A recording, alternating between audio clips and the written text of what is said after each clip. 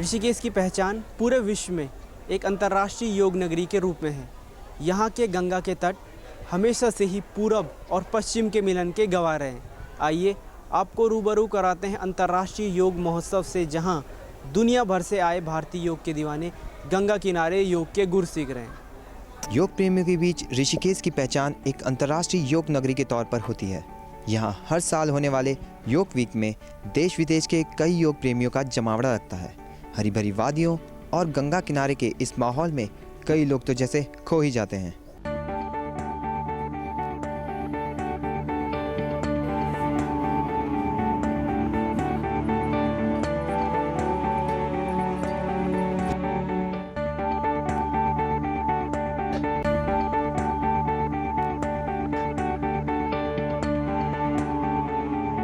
योग फेस्टिवल में अलग अलग देशों से आए भारतीय योग के दीवाने हॉलीवुड की मशहूर योगा टीचर गुरुमुख कौर खालसा से कुंडलनीय योग के गुण सीखने में डूबे हुए हैं। जिंदगी की तेज रफ्तार ने आम आदमी के जीवन में नई समस्याएं पैदा कर दी हैं और ऐसे समय में भारतीय योग सफल जीवन का रहस्य बनता जा रहा है, जिससे निजात पाने के लिए विदेशी ऋषिकेश का रुख कर रहे हैं। Had a wonderful time here at the festival, International Yoga Festival. The teachers have been wonderful. I've learned a lot. It's been a really, really beautiful experience here next to Ma Ganga, and I will come back. हमें जन्नत लगता है। हम शिव जी के लिए आते, गंगा मैया के लिए आते, और योगा फेस्टिवल तो इतना अच्छा लगता है कि बार बार आने का मन करते। जो शांति यहाँ मिलता है गंगा के पास तो कहीं भी नहीं मिलता है। वो तो अल्टीमेट रहता है।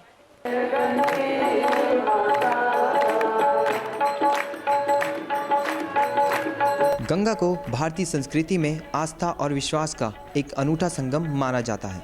विदेशी भी गंगा के इस आकर्षण से अछूते नहीं हैं और हर शाम गंगा तट पर होने वाली गंगा आरती में बड़ी संख्या में शामिल होकर जीवन को एक नई दिशा की ओर ले जाते हैं।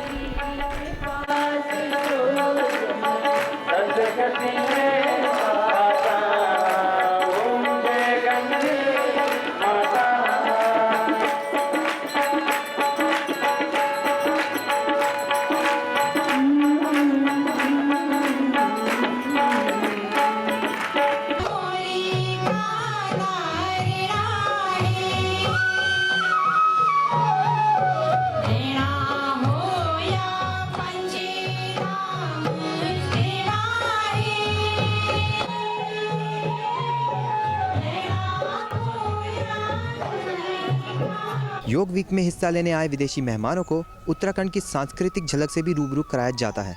इसके लिए उत्तराखंड पर्यटन विभाग ने यहाँ के लोक कलाकारों को एक मंच प्रदान किया है।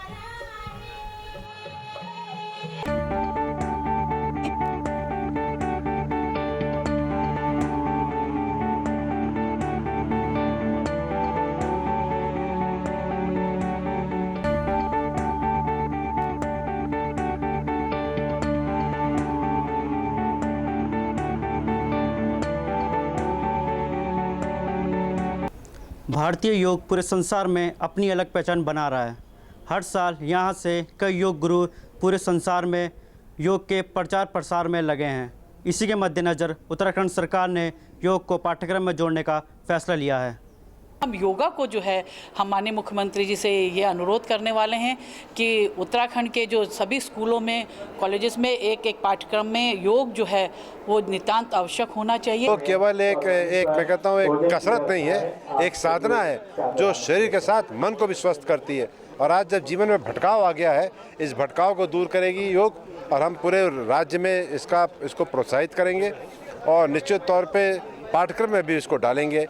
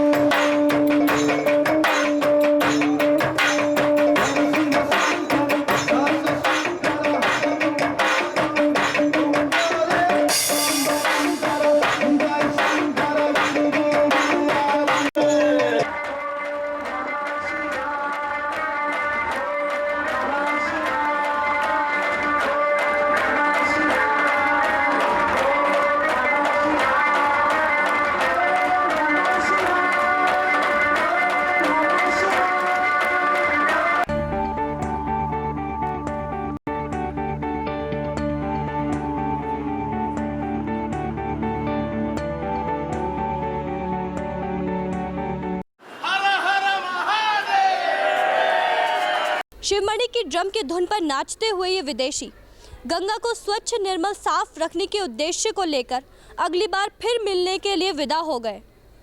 योग का ये कुंभ अगले साल मार्च में फिर लगेगा। तब तक के लिए अलविदा।